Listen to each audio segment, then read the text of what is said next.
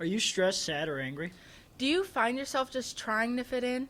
Are you bored all the time and need something to do?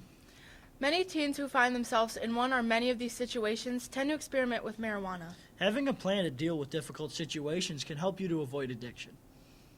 Many people turn to marijuana for stress and depression, or just issues in general. What are some coping strategies? You could try journaling, meditating, exercising, yoga, I highly recommend that, play with your pets, talk to a friend, create art, listen to music, or talk to a professional. Find something that works for you. We're here with Miss Hopper, Howdy. psychology teacher at Airport High School and the best AP Gov teacher we have. And we've got some questions for you relating to marijuana and how it affects the teenage brain. Shoot. How would marijuana affect a developing brain? So here's the thing. Your brain is growing and changing all the time, but it grows significantly and changes up until the age of 25. You're building more dendrites at a significant rate. And so when you use any drug that is not necessarily supposed to be introduced to your body, you have dendrites. So let me do a little demonstration. These dendrites bring in the information and transfer the information in your body. Not just information in general, but how your body's supposed to move, grow, work, whatever. How marijuana affects it is that it will trim back those dendrites and that potential growth, so that if somebody becomes a user and a pretty regular user, we know that even though I don't love IQ, it will drop their IQ by 10 points, which is not percentage points and standard deviations.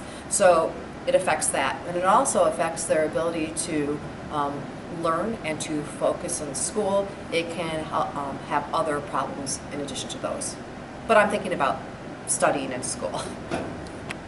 Okay, so Miss Hopper, how does marijuana lead to addiction?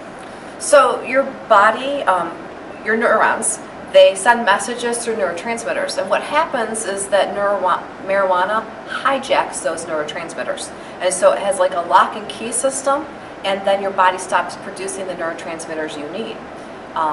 Some people can deal with this and they can walk away and not use it, but it can take over for others.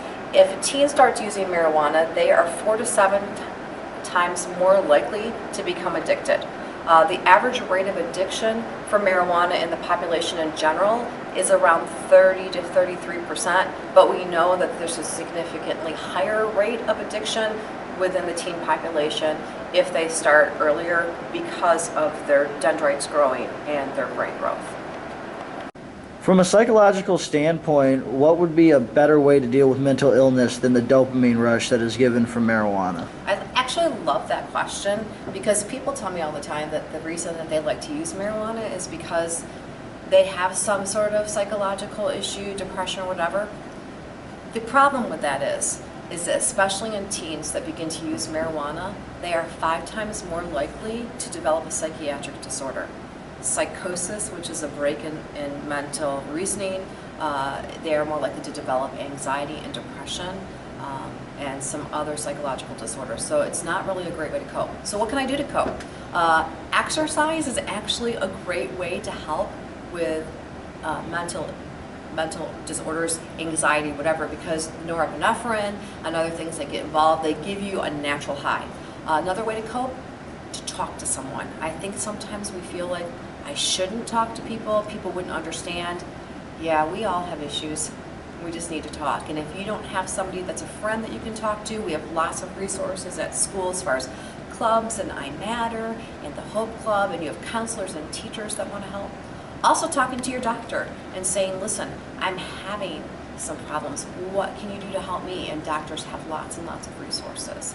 So those are 3 quick ways to do it, but you can always ask me or another teacher and we'll be glad to help you. So we're here with Deputy Satilli, the liaison officer for Airport High School, and I just wanted to know what some of the consequences legally are for underage possession of weed. So marijuana last year was decriminalized by the voters. What that meant is that as an adult, it's no longer illegal to possess certain amounts of it and use it recreationally. However, though, in that recreational law, it is still illegal for anyone under the age of 21 to be in possession or use marijuana. The consequences would be they would be issued a citation, a civil infraction citation, which would involve a fine, which I believe is $100, but multiple offenses, the fine will go up, and they have to do a drug treatment type program. It's still illegal to have marijuana for anybody in a school. It's still illegal to sell marijuana anywhere around a school. So those things didn't change. But just like alcohol, under the age of 21 now is illegal to have marijuana. So, can you walk me through what the judiciary process would look like if you're being charged for? Yep. So the officer, if you were found to be in possession of marijuana under the age of 21, the officer would issue you a citation, similar to like a speeding citation or running a stop sign type citation. And on that citation, you would have a time to appear at the court. And then you would, since it's a civil infraction, which means that it would be punishable by a fine, so there wouldn't be jail time involved with it.